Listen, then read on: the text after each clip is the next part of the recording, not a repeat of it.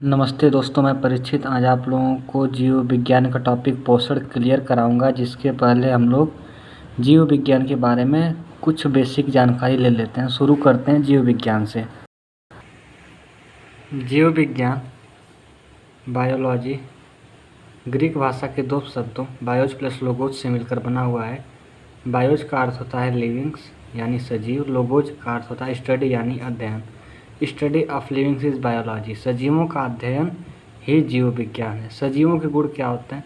श्वसन, पोषण, गति, वृद्धि, विकास, प्रजनन, उत्सर्जन, संवेदनशीलता, अनुकूलन आदि जो हैं सजीवों के गुण हैं। सजीवों का वर्गीकरण सबसे पहले किसने किया था? सबसे पहले सजीवों का वर्गीकरण कैर्लस लिनियस ने किया था, जिन्होंने सिस्टेमा नोचुरी नामक किताब में ऐसा कहा था। जीवों का वर्गीकरण इसी किताब के माध्यम से किया और जीवों को पादप व जंतु दो भागों में बांटा। द्विजगत प्रणाली इन्हीं ने दी थी, जिसमें प्लांटी जगत एंड एनिमलिया जगत के बारे में बताया था। जब किसी चीज़ के वर्गीकरण के बारे में पढ़ा जाता है तब उसे टैक्सोनॉमी में रखते हैं।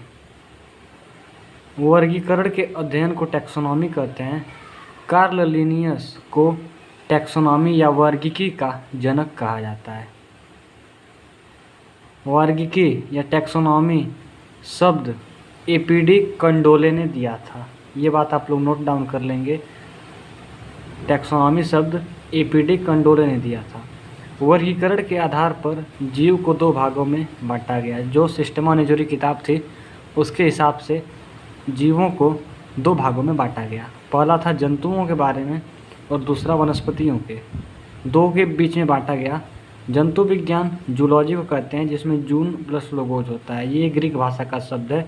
जून का अर्थ होता है एन एनिमल, लोगोज का अर्थ होता है स्टडी, यानी जंतु का अध्ययन ही जंतु विज्ञान है। वनस्पति बॉटनी जो ग्रीक भाषा के बॉस्किन शब्द से बना है, जिसका अर्थ होता है चरना, और बॉस्किन ही ग्रीक भाषा के दूसरे शब्द बाउस से बना है, जिसका अर्थ होता है पशु। शाब्दिक अर्थ निकालेंगे तो जिसका शाब्दिक अर्थ वनस्पति से होता है। पशु क्या चीज़ चरते हैं? वनस्पति चरते हैं, मतलब वनस्पति का अध्ययन वनस्पति विज्ञान में आ जाएगा। आगे आप देखेंगे बायोलॉजी शब्द का प्रयोग सर्वप्रथम किसने किया था? बायोलॉजी शब्द का सर्वप्रथम प्रयोग लैमार्क व ट्रिविरेनस नामक दो वैज्ञानिकों ने 1802 ईस्वी में किया था। बायोलॉजी या जीव विज्ञान के जनक, बायोलॉजी के जनक अरस्तु हैं, जिन्हें एरिस्टोटल कहा जाता है। ये बात हो गई जीव विज्ञान की। अब पूछा जाता है जंतु विज्ञान के पिता कौन है?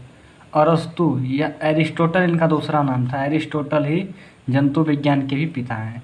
वनस्पति विज्ञान के पिता के बारे में पूछा जाएगा, थियोफ्रेस्टस। अरस्तु ने हिस्टोरिया एनिमिलिया नामक एक किताब लिखी थी, जिसमें इन्होंने 500 जंतुओं के वर्गीकरण, संरचना, वृद्धि, विकास के बारे में बताया। और इन्होंने मुर्गी के अंडे के कोशिकीय संरचना और भ्रूणीय विकास के बारे में बताया था। अतः इन्हें जंतु विज्ञान का जनक कहा जाता है। वनस्पति विज्ञान के जनक थियोफ्रेस्टस को कहा जाता है, क्योंकि थियोफ्रेस्टस ने हिस्टोरिया प्लेंटेरिया नामक एक किताब लिखी थी।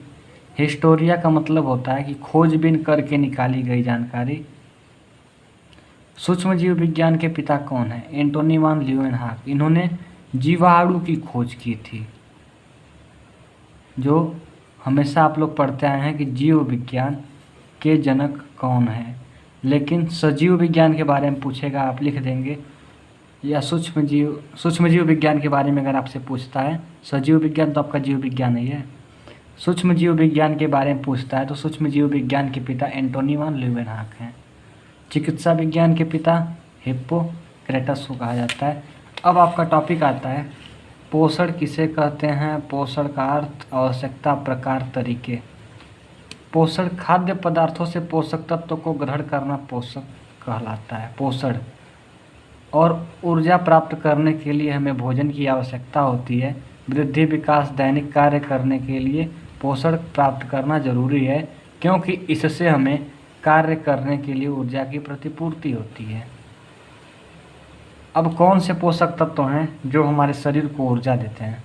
हमारे शरीर को ऊर्जा देने वाले पोषक तत्व वसा, वह कार्बोहाइड्रेट्स हैं। कार्बोहाइड्रेट्स आपकी तुरंत ऊर्जा देने का काम करती है, तत्काल ऊर्जा देती है, जबकि वसा हमारे शरीर को अधिक मात्रा में ऊर्जा प्रदान करता है। अब देखते हैं पोषण के प्रकार। हम लोगों को हमेशा से बताया गया पोषण 2 प्रकार से होता है, स्वपोषी एवं परपोषी, लेकिन वह दूसरी बात है।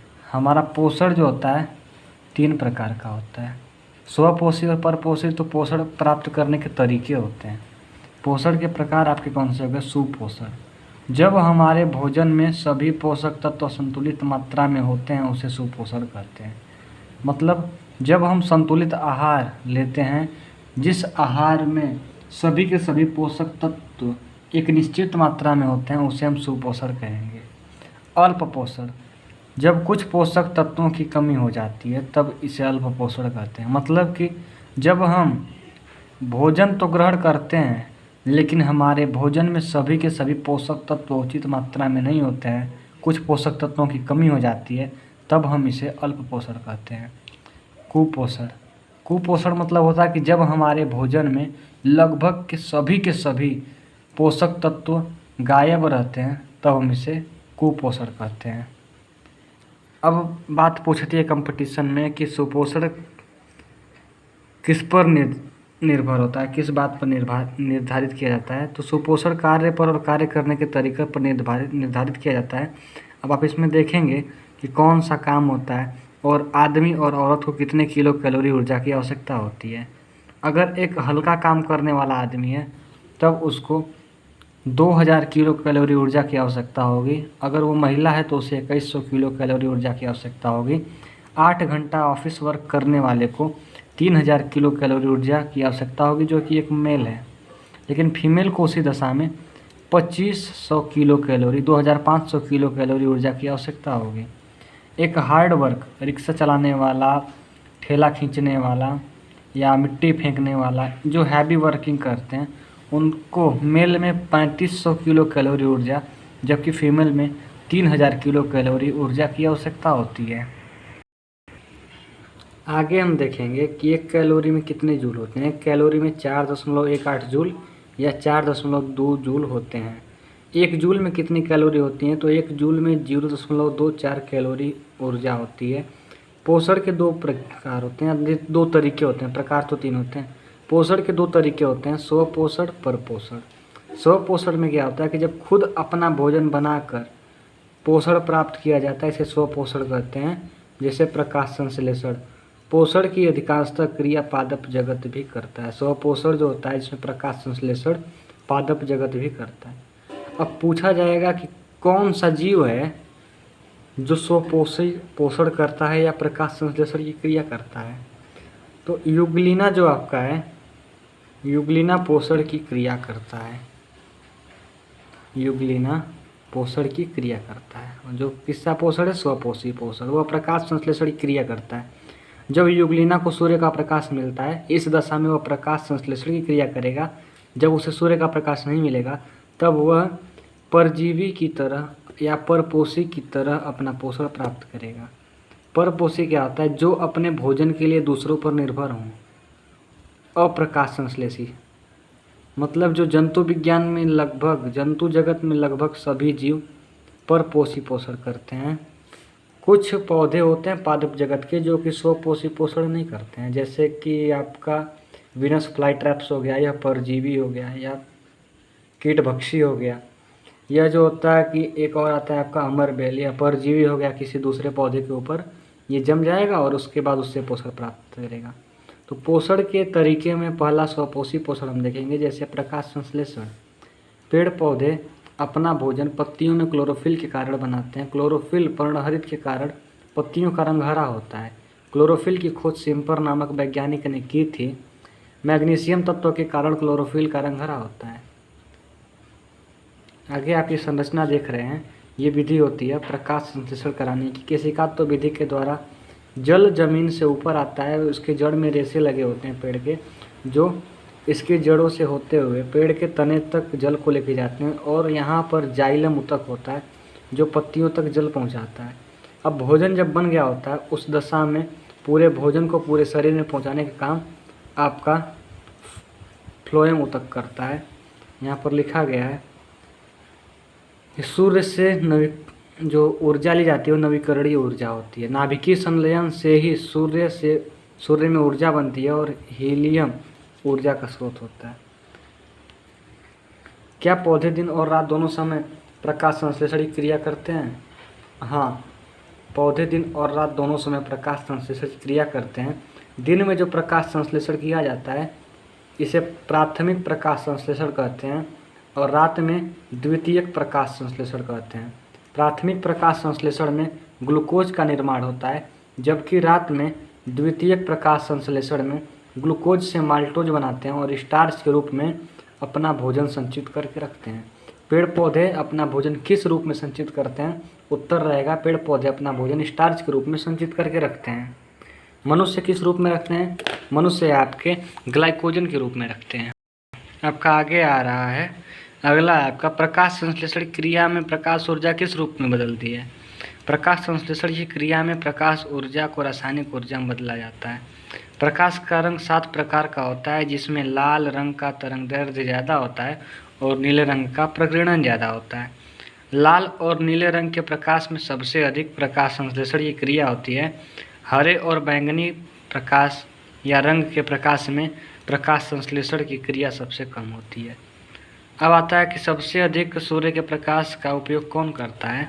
तो जो शैवाल होते हैं सूर्य के प्रकाश के लगभग 90% उपयोग प्रकाश संश्लेषण की क्रिया में करते हैं। इसका अर्थ हुआ कि सबसे ज़्यादा प्रकाश संश्लेषण की क्रिया शैवाल करते हैं। शैवाल के अध्ययन को फाइकोलॉजी कहते हैं और ये जो आपके सामने दी गई है यह सूर्य के प्रकाश की उपस्थिति में क्लोरोफिल जो होता है पत्तियों में पाया जाता है और ये CO2 ऑक्सीजन CO2 जो होता है वो आपके वायुमंडल से लेकर के और जल को जड़ों के द्वारा लेकर के सूर्य के प्रकाश की उपस्थिति में ग्लूकोज का निर्माण करते हैं और ऑक्सीजन बना के उसको मुक्त कर देते हैं और वाष्पोत्सर्जन क्रिया में जल छोड़ते हैं। तो ये आपका रासायनिक समीकरण हो गया सूर्य के प्रकाश की उपस्थिति में। फ्लोएम ऊतक द्वारा बने हुए ग्लूकोज को पादप के भिन्न भिन्न भागों द्वारा पहुँचाया जाता है। जो आपको पहले बता दिया गया कि बने हुए भोजन को पूरे शरीर में पहुँचाने का काम फ्लोएम ऊतक करता है। और जो आपका ये जल और ऑक्सीजन बन रहा है इसको पेड़ पौधे त्याग देते हैं। धन्यवाद, आपने अब तक हमारी वीडियो को देखा। आप लोगों का दिल से आभारी हूँ।